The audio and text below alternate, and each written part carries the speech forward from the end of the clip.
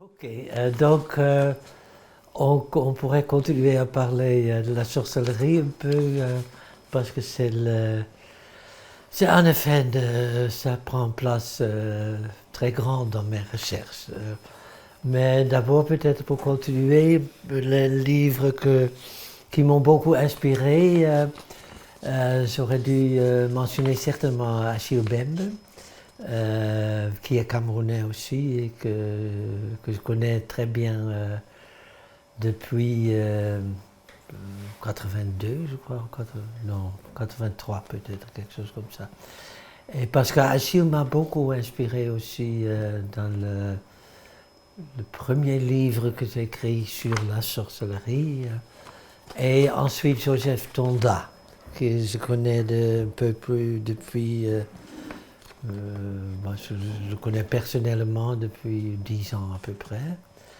Mais que lui, il a aussi une position...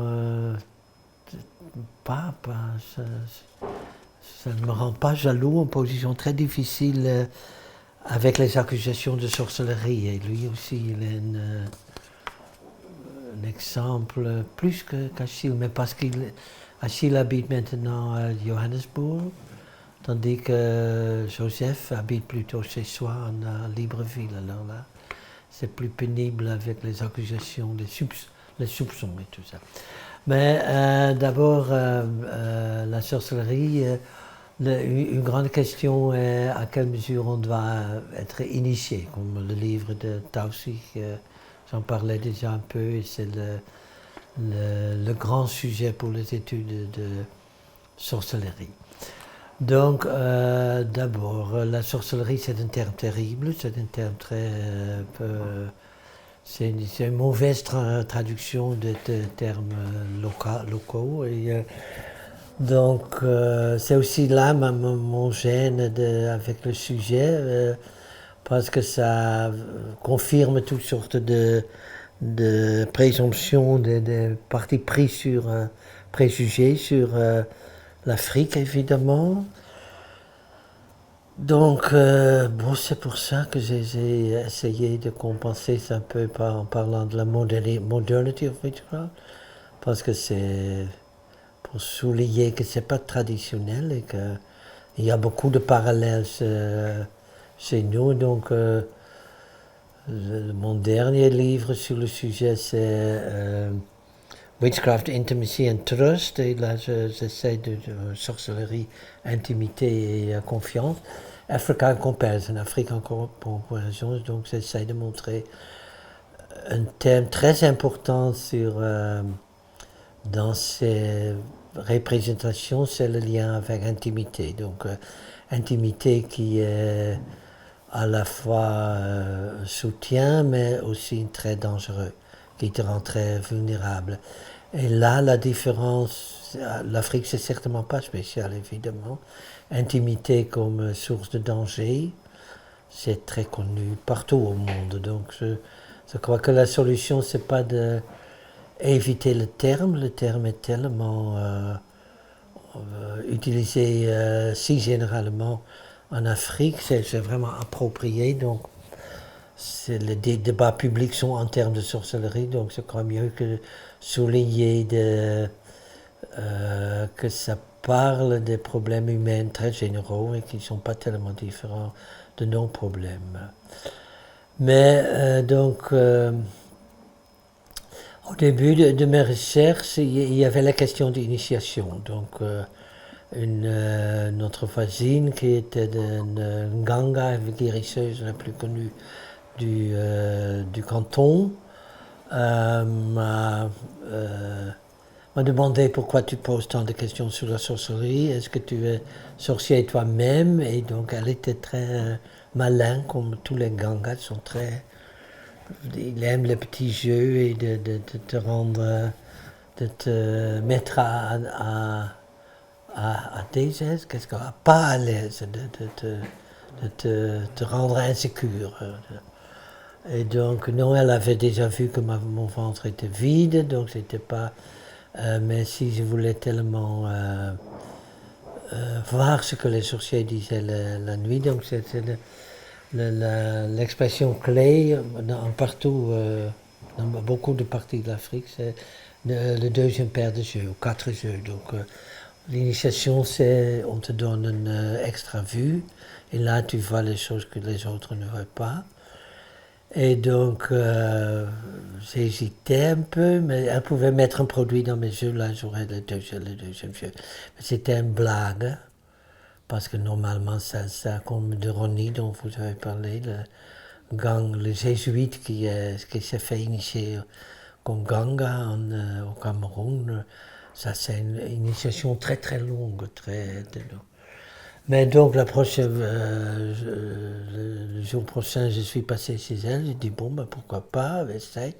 Et là, elle a dit non, non, tu es arrivé avec une lettre du sous-préfet, donc dès que j'ouvre tes yeux, tu verras les sorciers, mais les sorciers te verront aussi, et là, ils peuvent t'attaquer. Et là, moi, je serai en difficulté avec le sous-préfet, qui n'était pas complètement un blague, parce qu'elle avait été en problème avec le sous-préfet, parce qu'elle avait accusé des gens d'avoir sorti la nuit, comme c'est l'expression. Et là, ils ont porté plainte contre elle, et donc elle avait raison de craindre le sous-préfet. En tout cas, je crois que le sujet de l'initiation est très très compliqué. Et je trouve ça aussi, oui. Le problème est que maintenant, il y a tout un courant des anthropologues qui veulent prendre l'esprit au sérieux et la réalité, qui veulent se faire initier. Ce qui est étonnant, c'est que chez eux, les esprits sont toujours bons. C'est toujours une sorte de monde qui s'ouvre. Tandis que de Ronnie, il est très bien sûr ça. Il dit que donc finalement, son professeur avait accepté de lui ouvrir les yeux. Mais ça a pris une longue procédure. Ce qui est, donc là, il a eu une expérience terrible de violence partout. Donc, avec le deuxième paire de jeux, un monde plein de violence, c'est ouvert.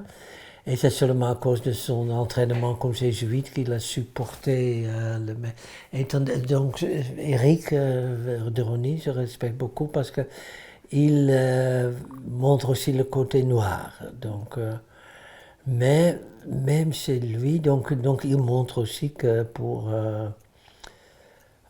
il faut ton maître, ton professeur, il faut lui offrir un sacrifice pour avoir ouvert le jeu. Et c'est une bête sans poil, c'est un humain. Donc il faut il faut offrir un parent. Donc le ganga, c'est pas du tout sympathique, seulement sympathique en tout cas. Mais lui, il a pu offrir une chèvre. Pourquoi il avait en tant que blanc, je sais pas comment. Mais en tout cas, c'est très. Et donc, c'est lui, même chez lui, c'est plein de contradictions parce que c'est lui, les gangas sont dangereux. Et ça, c'est la réalité de là. J'ai été attaqué de tous les côtés. Pour les Macas, un ganga, c'est un sorcier qui a battu tous les records, qui a développé son jambe. Et là, c'est presque partout. Donc, évidemment, le ganga dira toujours qu'il y a une séparation nette, qu'il utilise ses dons pour guérir, pas pour tuer, mais le premier. La première drive, qu'est-ce qu'on dit, la première poussée du jambe de sorcellerie, c'est de manger les parents, d'offrir tes parents à manger aux autres, à tes acolytes la nuit. Donc, Eric était très conscient de la côté noire, qui manque complètement dans tous les gens qui sont maintenant le New Age. Et aussi, chez Eric, l'initiation a été 6 ans ou quelque chose comme ça, tandis que maintenant tous ces gangas américains, ils sont initiés dans 15 jours. Donc là, c'est vraiment... Mais même chez Eric, le problème est donc, il a créé une sorte de association de guerriers, mais aussi hommes de science, de juristes, pour combattre la sorcellerie. Et là, il insiste toujours que les sorciers, les gangas, s'annoncent contre sorciers. Tandis qu'on a eu des séminaires et les gangas se trompent toujours, parce qu'ils disent toujours, lorsqu'on s'introduit, moi je suis monsieur tel ou tel sorcier. On dit ça devant le tribunal, parce qu'un ganga c'est un sorcier. Donc là, Eric était, non, c'est contre sorcier. Donc là, c'est le problème. On essaye de faire, de compartimentaliser, on peut dire ça, où c'est tout un flux, on ne sait jamais le sorcier, le ganga, oui, évidemment, il guérit, mais on ne sait jamais. Bon, peut-être il a un complot avec. Donc, c'est un peu le même qu'avec Bloch et moral meaning et tactical use. Il y a une sorte de distinction morale, mais en réalité, on connaissait nous aussi donc, toutes sortes de. La différence entre profit et entre salaire et exploitation, c'est très glissant. Donc c'est très dangereux de fixer ces distinctions. Donc ça signifie aussi que le problème d'initiation, ça pose des problèmes éthiques énormes. Parce que la première tâche d'une ganga, c'est la diagnose. Et c'est beaucoup plus le diagnostic qui fait problème que la guérison. Parce que la guérison, c'est souvent des herbes et des bains et des interdictions. Ça peut être aussi assez pénible. Mais la diagnostic, ça veut dire que tu dois reconnaître que la sorcellerie est très sûre, c'est très actionniste. Il y a toujours une personne qui fait quelque chose. C'est pas l'hasard, c'est quelque chose qui est là en train de faire des choses. Agression, mauvaise chose, on peut bien dire agression. Donc,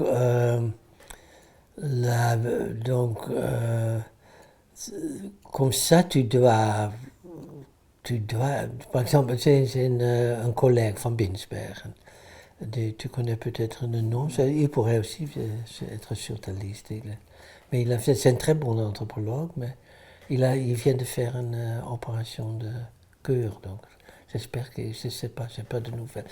Mais en tout cas, lui, il est initié aussi en Francistown, à Botswana, son sangoma. Et lui, il est aussi donc son sangoma, c'est seulement elle qui peut couper ses cheveux et des choses comme ça. Il est très, très initié. Mais là, il a attaqué, on a eu un séminaire, là, il y avait un avocat qui devenait furieux avec lui, qui lui disait tu devais être cité devant la cour immédiatement, c'est vraiment. Parce qu'il disait oui, évidemment, la phase de diagnostic, c'est très compliqué, mais alors je donne des allusions très vagues, je dis quelque part, là, oui, donc, mais j'essaie de cacher. Et donc elle a dit, mais tu exprimes des accusations, et même, comment il s'appelle, celui de Sorcery Shadow, Stoller, de David, what is it? Stoller, disons Stoller. Il est très bien, c'est un grand anthropologue, mais il a été initié au Niger, c'est son rail. Il a été très attaqué par Olivier de Satan aussi, parce qu'il travaille aussi chez les Saurailles. Et Stoller, par exemple, Il dit aussi, il a un très beau livre sur qu'il a attrapé le cancer et qu'il doit suivre des thérapies et que les thérapies de son guérisseur, son ganga, au Niger l'aident beaucoup à supporter la malaise de la thérapie. C'est très beau, mais il dit aussi, par exemple, qu'il fait parfois des petits rituels, et moi je le connais un peu, pas très bien, mais il est très sympathique. Il fait régulièrement des rituels pour des amis qui ont loué un nouvel appartement, ont acheté un nouvel appartement pour purifier, protéger l'appartement. Mais là, il ignore complètement la phase de la diagnostic, parce que s'il est un bon prêtre, il doit suivre, c'est pas seulement mettre des herbes, mais c'est regarder qui est en train de menacer cet appartement. Et donc là, il y a des problèmes van Binsbergen. Ben, je ne sais pas, pour moi, il y a des. Bon, en tout cas, sans doute, il aura besoin de résoudre tout ça, mais. Pour aller vite, moi je suis très content. J'ai pris ma décision a été de ne pas être initié, mais de suivre ce que ça fait dans la vie quotidienne, ce que ça fait pour les gens. Et là, c'est le lien avec Tonda, c'est intéressant, Joseph Tonda, c'est un grand anthropologue, un grand sociologue. Et il est sans cesse accusé d'être sorcier. Donc il se moque de ça un peu dans ses écritures, parce que tout le monde est tellement jaloux qu'il est toujours invité en France et ses livres ont beaucoup de succès et les gens ne comprennent pas. Il y a par exemple le philosophe, là, Magloire, qui m'a poursuivi à Libreville avec un grand livre sur cafritude, et ça c'est une sorte de. C'est mieux que négritude, donc il essaie de dépasser Senghor. Et là, lui, il dit par exemple que Achille Bembe est un négré, il est très. Cette jalousie des collègues africains, c'est terrible. Les collègues, c'est le collègue qui a succès en Europe ou en Amérique, tellement attaqué. Et donc pour Joseph, moi j'ai jamais été accusé de la sorcellerie. Et je crois qu'il y a tout de même une sorte de protection du blanc, tandis qu'il y a aussi la sorcellerie des blancs, certainement, mais j'ai jamais été accusé. Mais mon assistant a été accusé parce qu'il était avec moi. Et donc là, c'est pas peut-être parce que j'ai essayé de me tenir à l'écart, mais il reste toujours des problèmes éthiques, parce que par exemple, on essaye de me citer en témoin dans des cas de sorcellerie, dans des conseils de sorcellerie au village. Alors là, c'est aussi très pénible. Mais je crois en tout cas, même avec Favre Saada, parce qu'elle est toujours Favre Saada, il faut être initié, autrement Et là, d'abord, ça reste à voir si elle a été initiée, parce qu'elle suit un contre. Comment contre, non, elle a un autre terme. Contre-sorcier, non. Avec un ganga, avec une guérisseuse. Moi, il reste beaucoup à demander. L'étude, c'est impressionnante. Mais elle insiste aussi que le guérisseur n'est jamais sorcier. Tandis qu'elle a des cas où le guérisseur est une figure très très suspecte. Donc elle aussi a fait des lignes radicales que je crois, pour moi la sorcellerie, comment il s'appelait l'américain, Naming the Witch, mon Dieu, c'est un nom très connu. Il est très bien, il dit la sorcellerie ça fait des liens entre des choses qui ne seraient jamais, qui ne pouvaient pas être liées. Donc, toute essai de classification, de systématisation est relatif et précaire, parce qu'il y a toujours. Donc, on ne peut pas dire c'est risqué aussi de dire que Nganga est toujours un sorcier, mais en tout cas, il est facilement associé avec les sorciers. De dire non, c'est comme ça, c'est très risqué dans ce domaine. Comment il s'appelle? Oh, ça reviendra. Donc, dans ce sens, Tonda est aussi très intéressant. Récemment, il a fait un très beau papier sur... il est aussi très négatif sur l'anthropologie, mais surtout il souligne l'impossibilité de l'anthropologue africain de se libérer des cadres coloniaux de l'anthropologie. Comme tu viens de dire, que pour un anthropologue africain, c'est presque pas possible de ne pas travailler sur sa propre tribu. Donc, parce que l'anthropologie est maintenant très recherchée en Afrique, ça change aussi sans cesse, mais par exemple dans les années 60, 70 au Cameroun, je devais dire que j'étais sociologue, pas anthropologue, parce qu'anthropologue était colonial, etc. Mais ensuite, depuis 80-90, l'anthropologie est devenue beaucoup plus... Parce que la sociologie est révolutionnaire et l'anthropologie est très utile pour pour les projets de développement.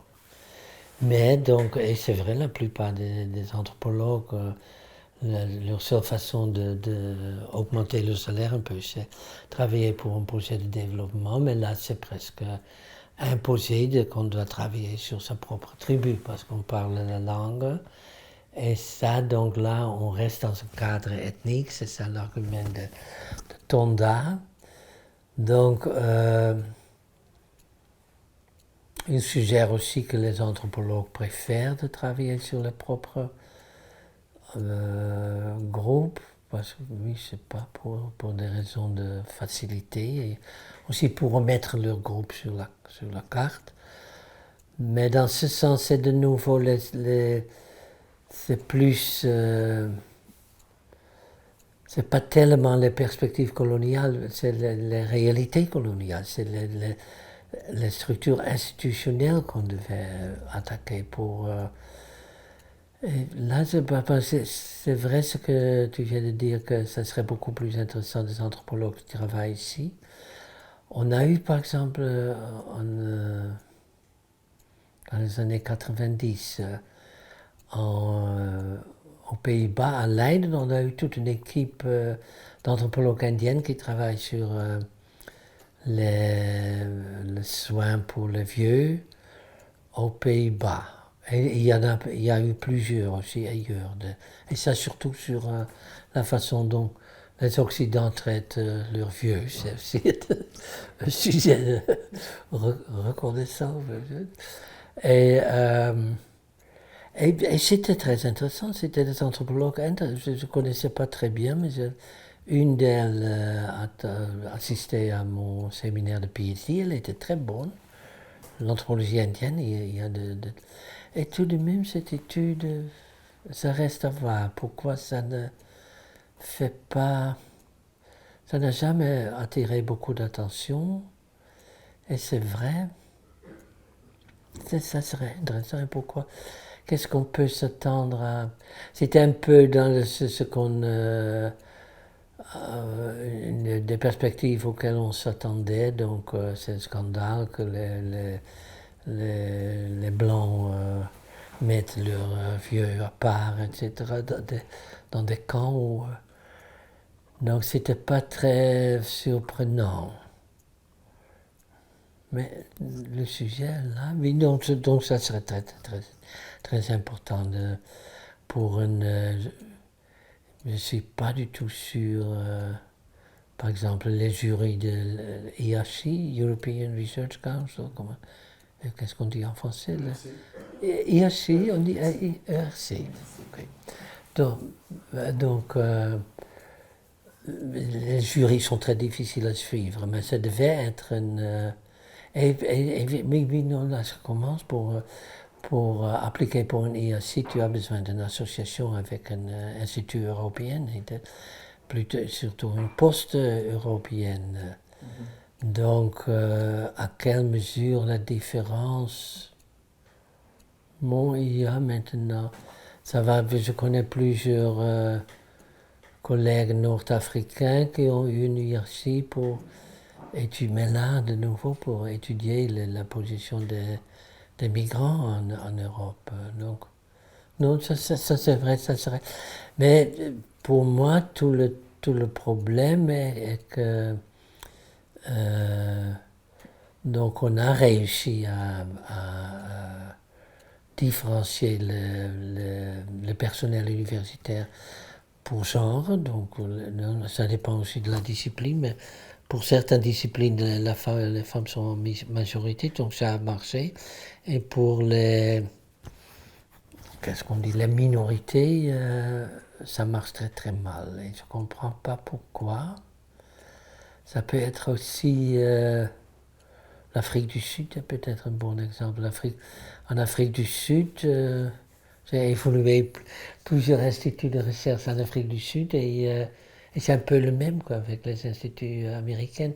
Ils recrutent surtout des Noirs, disons, du nord de Limpopo, parce que les Noirs sud-africains ne veulent pas du tout travailler pour l'université parce que ils gagnent beaucoup plus comme entrepreneurs, avocats, politiciens. Et le même je ne sais pas, aux États-Unis, aux États-Unis, par exemple, il y a beaucoup de compétition entre African Americans et American Africans. Donc, moi j'ai été toujours étonné qu'il y a tant d'Africains, donc African, ça sont des American Africans, qui réussissent à avoir des postes dans des universités partout dans le Midwest et tout ça. Et ça, c'est ressenti, c'est African Americans sont contre parce qu'ils disent bon, c'est l'action affirmative et eux ils profitent tandis que nous on ne profite pas assez. Et pourquoi ça va dans ce sens? Et là c'est vraiment, j'ai assisté à des débats, donc là c'est très important. On devait avoir par exemple, au département de l'Université d'Amsterdam, il y a un département d'anthropologie. Moi, je suis stupéfait. Ça fait 20 ans que je suis associé avec eux. Et le nombre de gens avec une autre origine culturelle se baisse au lieu de ça monte. Je comprends pourquoi. Pas pourquoi. Et c'est là la bataille essentielle.